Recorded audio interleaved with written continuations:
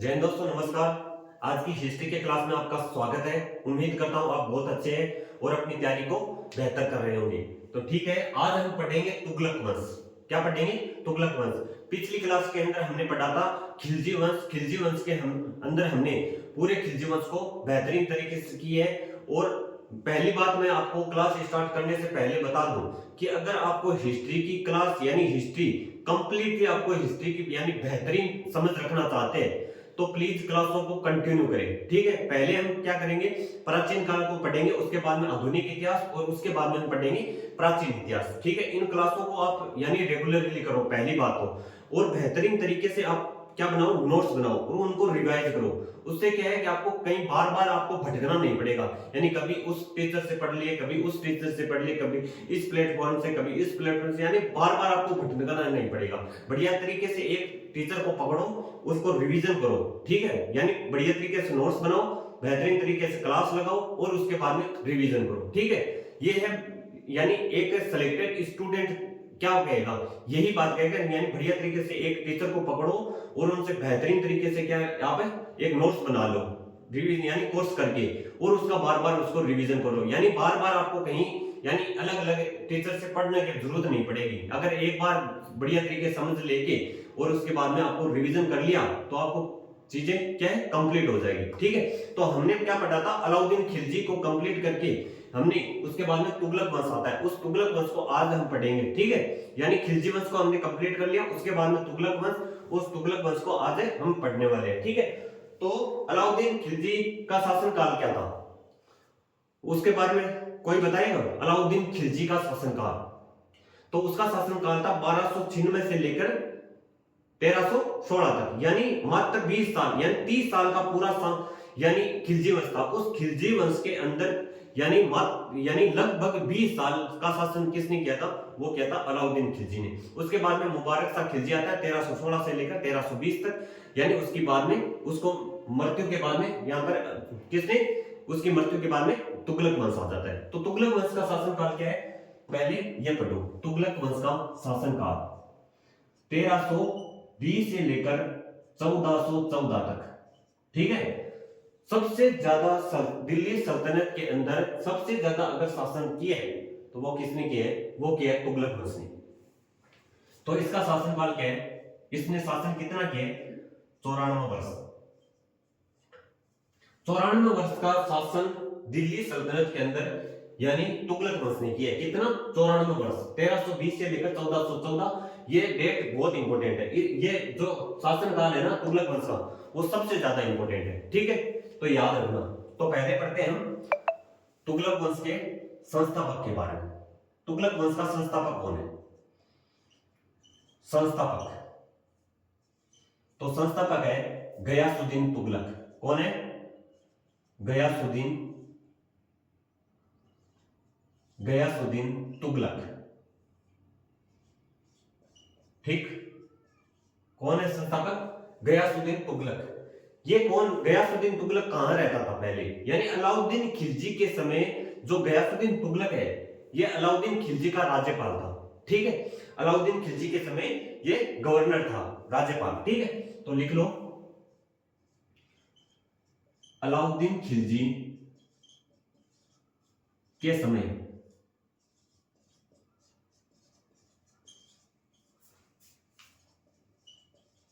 राज्यपाल था। ठीक है, यानी गवर्नर। ठीक है, गयासुद्दीन तुगलक के समय, गयासुद्दीन तुगलक अलाउद्दीन खिलजी के समय क्या था? राज्यपाल था। तो हमें क्या पता चलेगा कि ये कहां से निकल के आया है? ठीक है, ये तुगलक वंश यानी कहां से आया था? ठीक है, तो तुगलक वंश, इसका नाम तुगलक वंश कैसे पड़ा था आपको पता है? यानी इसका नाम पड़ा था जो इसके पिता है गयासुद्दीन तुगलक के, कौन, उसके पिता का नाम क्या था? कुतुलुक खां। उसके पिता का नाम था कुतुलुक खां, उसी के नाम, इनके पिता के नाम पर पड़ा था तुगलक वंश। ठीक है, तो आगे लिखो तुगलक वंश के बारे में। तुगलक वंश के बारे में आगे हम पढ़ते हैं। तो वह गयासुद्दीन तुगलक ने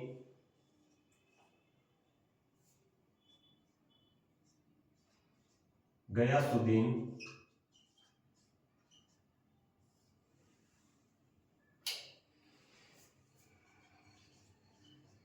तुगलक ने रस्मोनियम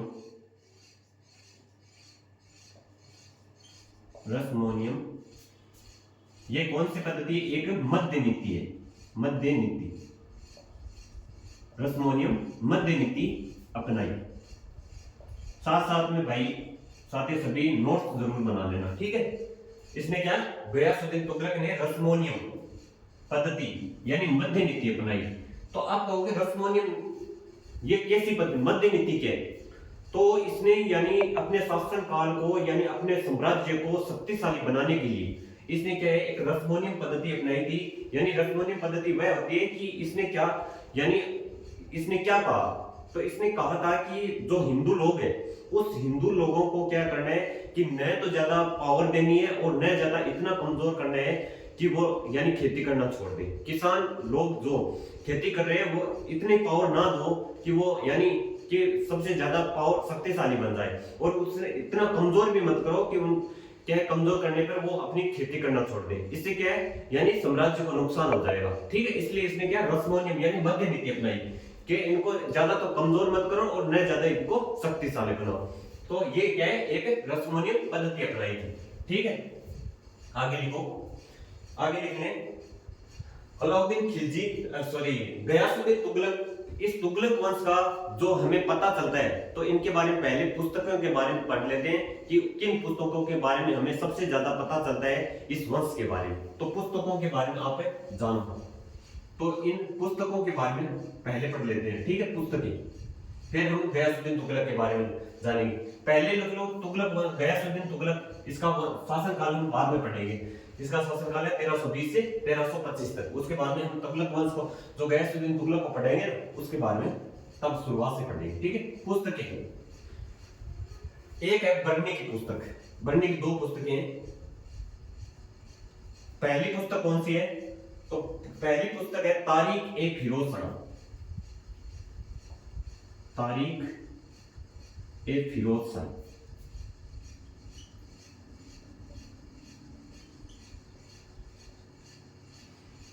तारीख ए फिरोज शाही, ये किसकी पुस्तक है, बर्नी की पुस्तक है, ठीक है।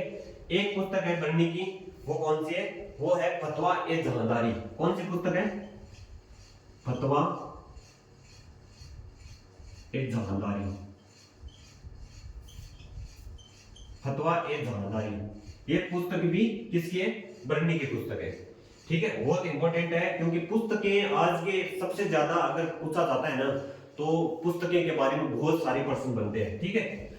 उसके बाद में आते हैं इब्न बतूता की पुस्तक, इब्न बतूता। इब्न बतूता की पुस्तक कौन सी है, वह रेहला। कौन सी, रेहला, ठीक है।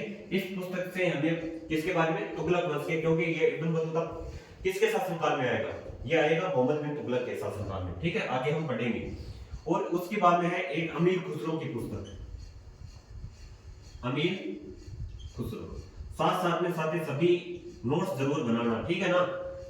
क्या मैं इतना स्पीड से नहीं चल रहा हूं कि आप नोट्स नहीं बना सकते, ठीक है। तो साथ साथ में आप नोट्स जरूर बनाना, ठीक है।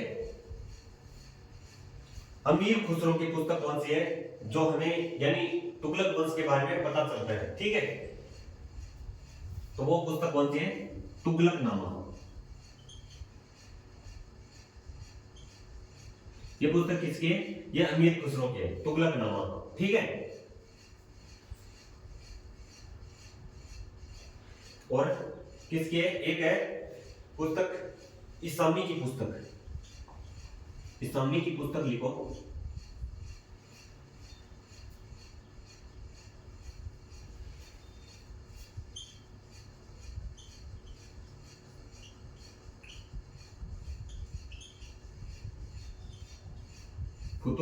फुतूह ए सलाती, ये पुस्तक किसकी है, ये पुस्तक है इस्लामी की, ठीक है। किसकी पुस्तक है, इस्लामी की। अमीर खुसरो की तुगलकनामा, इब्न बतूता की रेहला, बर्नी की तारीख ए फिरोज शाही।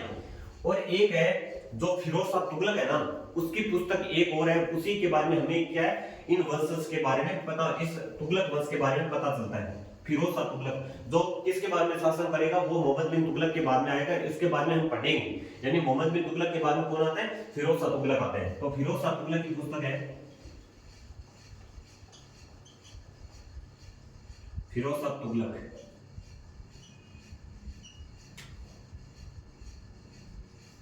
फिरोज शाह तुगलक की पुस्तक कौन सी है? वो है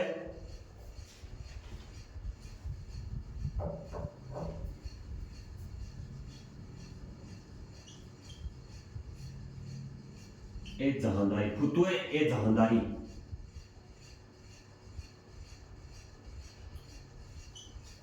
फिरोज शाही, फुतुए ए फिरोज शाही, ये किसकी पुस्तक है? फिरोज शाह तुगलक के फुतुए ए फिरोज शाही। ठीक है, और किसके बारे में हमें पता चलता है? और कौन सी पुस्तक है? एक है पुस्तक, कौन सी? वो पुस्तक है तारिक ए मुबारक शाही। जो किसकी पुस्तक है? वो है वाहिया बिन सरहिंदी की पुस्तक। वाहिया बिन सरहिंदी, मोस्ट इंपोर्टेंट पुस्तक। सभी पुस्तकें है इंपोर्टेंट, लेकिन सबसे ज्यादा अगर इंपोर्टेंट है तो ये भी पुस्तक है। इसकी इसकी पुस्तक कौन सी है? तारिक ए मुबारक शाही। ठीक है, तारिक ए मुबारक शाही पुस्तक, तारिक ए मुबारक शाही।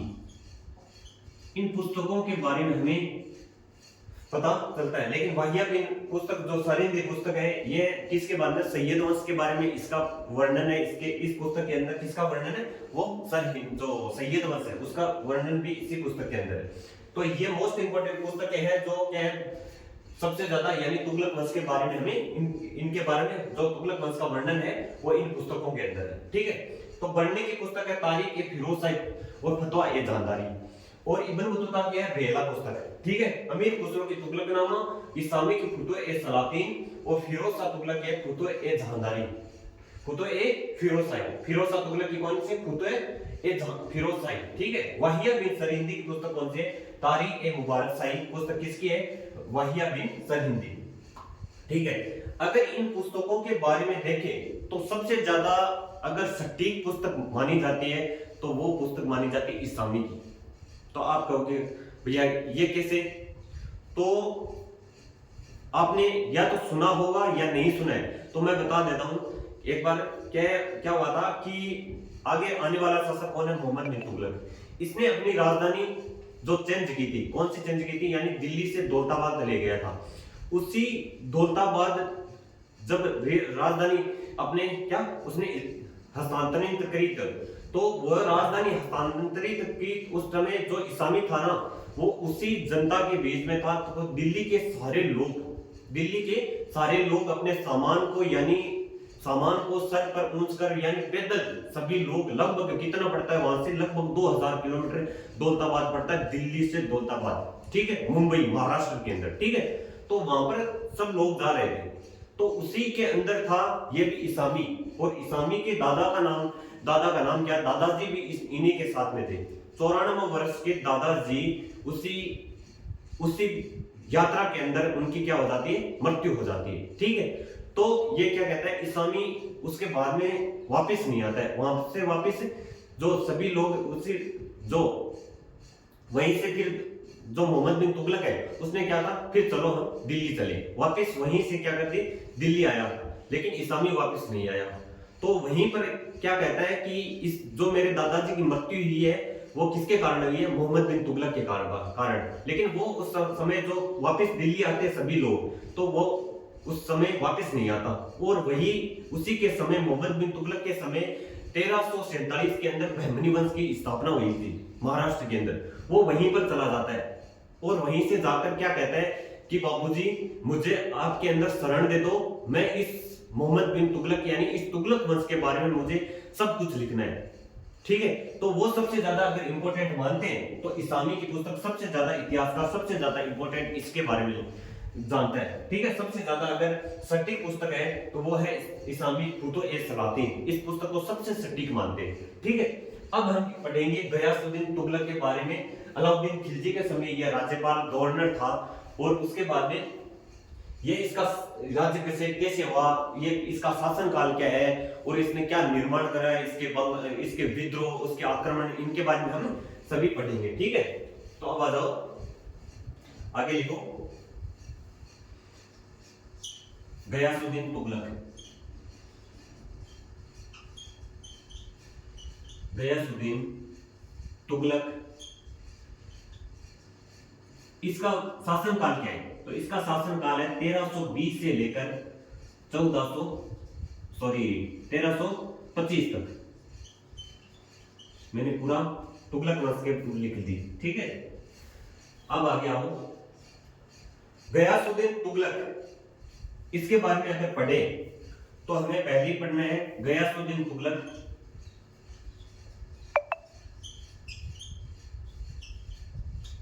गयासुद्दीन तुगलक ने गाजी की उपाधि धारण की, गाजी की उपाधि धारण की, ठीक। गाजी का मतलब क्या होता है? तो गाजी का मतलब होता है विधर्मियों का कत्ल करने वाला, विधर्मियों का कत्ल करने वाला। तो इसने क्या कही, गाजी की उपाधि धारण की, ठीक है, गाजी की उपाधि धारण की, ठीक है। आगे पढ़ो,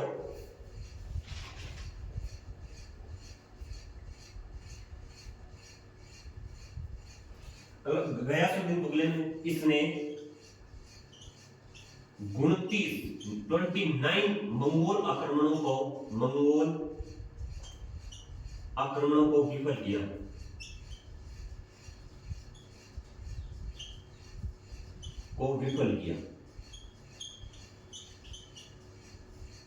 विफल किया, ठीक है। इसने 29 मंगोल आक्रमणों को विफल किया। गयासुद्दीन तुगलक ने गाजी की उपाधि धारण की, ठीक है। गयासुद्दीन तुगलक का शासनकाल क्या है? 1320 से लेकर 1325 तक, ठीक है।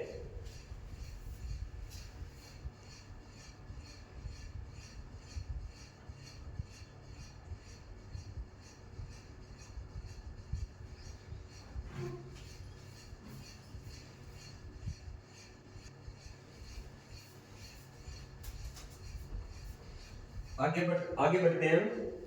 उसके बाद में क्या होता है, इसने क्या करते हैं 29 मंगोल आक्रमणों को इसने क्या कर दिया, विफल कर दिया, ठीक है। अब आगे यहीं पर लिख लेते हैं, नहरों का निर्माण करने वाला दिल्ली सल्तनत का पहला शासक, ठीक है, यहीं पर लिख लो, नहरों का निर्माण कराने वाला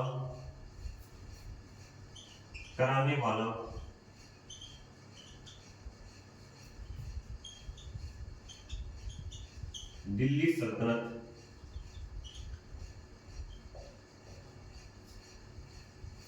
का पहला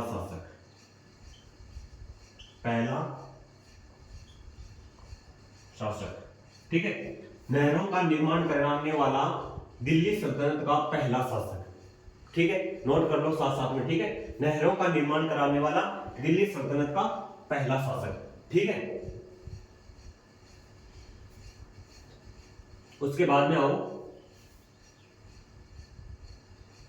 ठीक है। अब इसी के समय क्या होता है कि जो इसका बेटा है जुना खां, उसी का नाम क्या है, तुगलक खां। तुगलक जो मोहम्मद बिन तुगलक है, उसका बचपन का नाम क्या है, जुना खां, और वो बेटा किसका है, गयासुद्दीन तुगलक का। और इसी के समय क्या होता है कि जो तुगलक वंश के समय, यानी एक थे जो हमारे मोइनुद्दीन, सॉरी गया, वो ओलिया, निजामुद्दीन ओलिया, उससे क्या है कि इसकी क्या होती है, तनमन हो जाती है, तनबन बन जाती है, किससे, गयासुद्दीन तुगलक से उनकी क्या आपस में बनती नहीं, क्या बनती क्यों नहीं। तो इसके बाद में एक बार क्या हुआ था, जब अलाउद्दीन खिलजी ने क्या है, जो इसने कई बार, यानी जो मोइनुद्दीन, सॉरी उसका नाम क्या है, ओलिया, निजामुद्दीन ओलिया को कुछ भेंट की थी, सोना चांदी, वो मुद्रा लेने के लिए वापस गयासुद्दीन तुगलक आया था कि हमारे जो पहले जो अलाउद्दीन खिलजी है, तुमको यानी कुछ सोने चांदी, यानी ये कुछ आपको दे रखे, यानी लगभग 5 लाख के आसपास का उसको क्या दे रखा था, यानी कुछ दान में दिया था, वो वापस लेने आया था अलाउद्दीन खिलजी, ये सॉरी गयासुद्दीन तुगलक। तो गयासुद्दीन तुगलक लेने आया, तो उसके मतलब या खुद आया या उसके सैनिकों ने भेजा, लेकिन क्या है कि उसने निजामुद्दीन औलिया ने मना कर दिया कि क्या है, मैंने तो वो सभी कुछ दान में दे दिए, लोगों को खर्च कर दिए। तो वहां पर उसने जब निजामुद्दीन औलिया वो सोना चांदी नहीं देता है, तो उसके समय क्या हो जाता है, उनके बीच में अनबन हो जाती है। इसी के समय बाद में क्या होता है, वही गुरु बनता है किसका, जुन्ना खां, यानी मोहम्मद बिन तुगलक का गुरु कौन बन जाता है, यानी वो बन जाता है कौन कौन बन जाता है, वो बन जाता है निजामुद्दीन औलिया। और निजामुद्दीन औलिया बन जाता है तो उनके बीच में आपस में क्या हो जाता है कि निजामुद्दीन औलिया बताता है, यानी इससे सिखाता है किसको, जुन्ना खां को, यानी मोहम्मद बिन तुगलक को सिखाता है कि कैसे इनको गयासुद्दीन तुगलक को हटाना है। तो उसके बाद में इसको क्या है, ये फिर जब उसने आक्रमण किया था, कब आक्रमण किया था, इसने बंगाल आक्रमण, इसका बंगाल आक्रमण लिखो, किसका, गयासुद्दीन तुगलक का बंगाल आक्रमण, बंगाल आक्रमण, बंगाल आक्रमण। इसका बंगाल आक्रमण कब हुआ था, वो हुआ था 1324 के अंदर। तो बंगाल आक्रमण से जब वहां पर गया हुआ था तो इसको पता चलता है कि उसका जो बेटा है वो किसके साथ में रहता है, वो रहता है निजामुद्दीन औलिया के साथ में। तो निजामुद्दीन औलिया को फिर एक संदेश लिखाता है कौन, गयासुद्दीन तुगलक, कि जब तक मैं न पहुंचूं तब तक तो दिल्ली छोड़ देना, जब तक मैं पहुंचूं, दिल्ली पहुंचू ना, बंगाल आक्रमण से वापस जा रहा था तो वहीं से इसने एक पत्र लिखवाया कि जब तक मैं यानी दिल्ली न पहुंच जाऊं, यानी दिल्ली पहुंचो तब तक तो दिल्ली को छोड़ देना, किसको कहता है, निजामुद्दीन औलिया को। लेकिन निजामुद्दीन औलिया वापस एक पत्र लिखवाता है, क्या लिखवाता है, हिमनूज दिल्ली दुरस्त, क्या लिखवाता है, हिमनूज दिल्ली दुरस्त। वो स्टेटमेंट जो है ना वो किसका है, वो है निजामुद्दीन औलिया का, किसके प्रति, गयासुद्दीन तुगलक के प्रति। ठीक है, तो आगे लिखो, आगे क्या लिखना है, इससे पहले एक आक्रमण हुआ था वो भी हमने लिखना भूल गए, वो कौन सा है, वो है 1321 से 23 तक, कौन सा है, वो है तेलंगाना अभियान, जो किसका है, जुन्ना खान ने नेतृत्व किया था। ठीक है, वो और लिख लो, तेलंगाना अभियान, ये किसने किया था, उसके बेटे ने किया था। 1321 से लेकर 23 तक लगभग 2 साल चला था।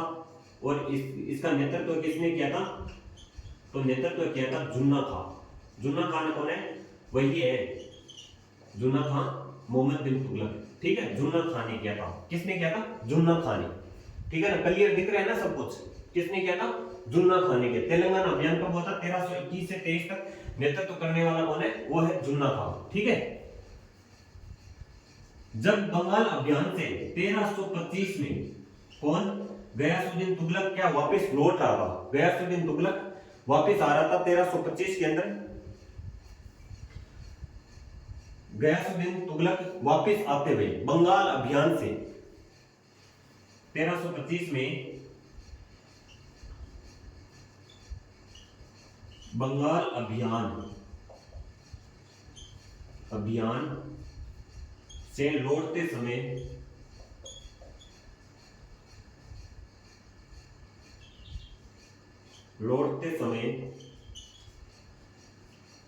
लकड़ी के महल में दबकर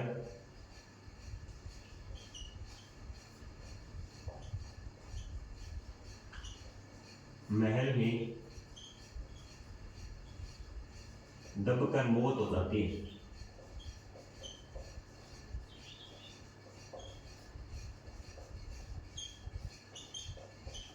क्या हो जाती है, दबकर मौत हो जाती है। ठीक है, 1325 में बंगाल अभियान से लौटते समय लकड़ी के महल में दबकर मौत हो जाती है। ठीक है, 1325 के अंदर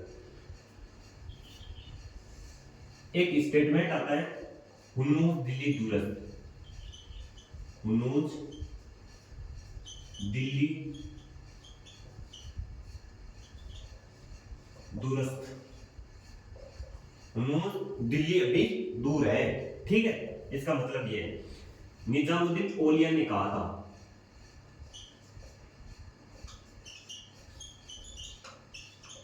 निजामुद्दीन औलिया ने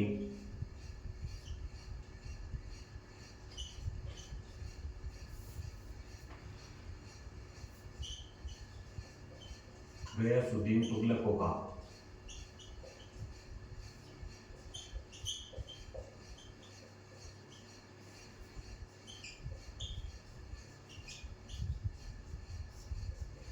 ये नोट कर लो, ठीक है। एक बार इसका मैं रिवीजन कराता हूं, उसके बाद में हम नेक्स्ट पेज पर चलेंगे, ठीक है। संस्थापक गयासुद्दीन तुगलक। अलाउद्दीन खिलजी के समय, यार पूरा मैंने नाम नहीं लिखा है, अलाउद्दीन के समय अलाउद्दीन खिलजी लिख लो, ठीक है। अलाउद्दीन खिलजी, अलाउद्दीन खिलजी के समय राज्यपाल या गवर्नर था, ठीक है। गयासुद्दीन तुगलक ने रस्मोनियन मध्य नीति अपनाई। पुस्तकें हैं बरनी की तारीख ए फिरोजशाही और फतवा ए जरदारी, इब्न बतूता की रेहला और अमीर खुसरो के तुगलकनामा और इसामे की पुस्तक फुतुह ए सलातीन और फिरोज शाह तुगलक की फुतुह ए फिरोजशाही और वाहिया बिन सरहिंदी की पुस्तक है तारीख ए मुबारक शाही, ठीक है। गयासुद्दीन तुगलक 1320 से 1325। गयासुद्दीन तुगलक ने गाजी की उपाधि धारण की और इसने 29 मंगोल आक्रमणों को विफल किया, ठीक है, विफल किया। नहरों का निर्माण कराने वाला दिल्ली सल्तनत का पहला शासक। बंगाल आक्रमण इसके समय हुआ था 1324 में, इसने बंगाल आक्रमण किया। बंगाल आक्रमण 1324 में किया, लिख लो 1324 में किया था। इसी समय जब बंगाल का आक्रमण हुआ था, इसी के समय इसको पता चल जाता है कि उसका बेटा जो जुन्ना खां है वो किसके साथ में रहता है, वो रहता है निजामुद्दीन औलिया के साथ। तो इसने एक स्टेटमेंट लिखा कि जब तक मैं दिल्ली पहुंचूं न, यानी जब तक मैं दिल्ली पहुंचूं उससे पहले तू दिल्ली को छोड़ देना। तो उसके बाद में निजामुद्दीन औलिया का वापस इसको पत्र भेजता है कि हुनो दिल्ली दुरस्त, ठीक है। तेलंगाना अभियान उसने किसने किया था, 1321 से लेकर 23 तक चला था, नेतृत्व किया जुन्ना खान ने, ठीक है। 1325 में बंगाल अभियान से लौटते समय लकड़ी के महल में दबकर मौत हो जाती है और फिर हुनूस दिल दुरस्त, ये किसका स्टेटमेंट है, निजामुद्दीन औलिया ने गयासुद्दीन तुगलक को कहा था, ठीक है।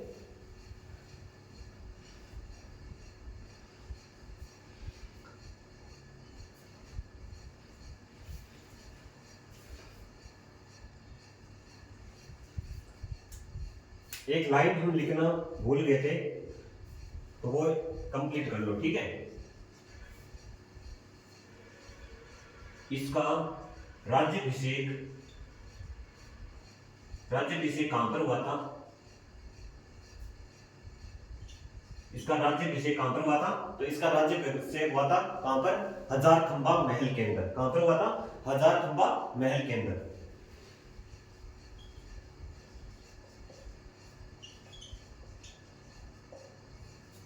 महल में,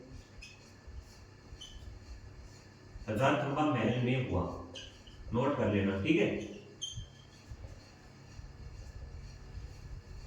इसका राज्याभिषेक हजारखंबा महल में हुआ था। तो इसका जो राज्याभिषेक कहां पर हुआ था, हजारखंबा महल के अंदर। तो ये थी हमारी क्लास, ठीक है, आज की। तो क्या करते हैं, इसको कल हम आगे पढ़ेंगे। किसके बारे में, कल हमें स्टार्ट करेंगे मोहम्मद बिन तुगलक को, क्योंकि क्लास अगर लंबी चली जाएगी, अगर फिरोज शाह तुगलक को पढ़ना स्टार्ट कर देंगे ना, तो लगभग उसकी क्लास 1 घंटा चलेगी, तो हमारी क्लास ज्यादा लंबी हो जाएगी। तो इसलिए क्या करते हैं कि हम कल यानी कंटिन्यू करेंगे मोहम्मद बिन तुगलक से, ठीक है। तो ये थी हमारी आज की क्लास, बहुत बढ़िया तरीके से हमने समझ के इस क्लास को कंप्लीट किए। तो प्लीज इसका एक नोट बढ़िया तरीके से नोट्स बना लेना और रिवीजन करना, ठीक है। उसके बाद फिर हम मिल लेंगे, यानी अगर इतिहास की क्लास में फिर कल मिलेंगे, और उसके बाद में हम नेक्स्ट क्लास में मिलते हैं हम स्टैटिक जीके की क्लास में। तो प्लीज क्लासों से जुड़ना ना भूले। अगर क्लास को आपको अच्छी लगे तो प्लीज चैनल को सब्सक्राइब जरूर कर देना और शेयर जरूर करना, और कमेंट के अंदर जरूर बताना कि आपको क्लास कैसी लगी। तो मिलते हैं फिर नेक्स्ट क्लास में, तब तक के लिए जय हिंद, जय भारत, सभी को नमस्ते, थैंक यू।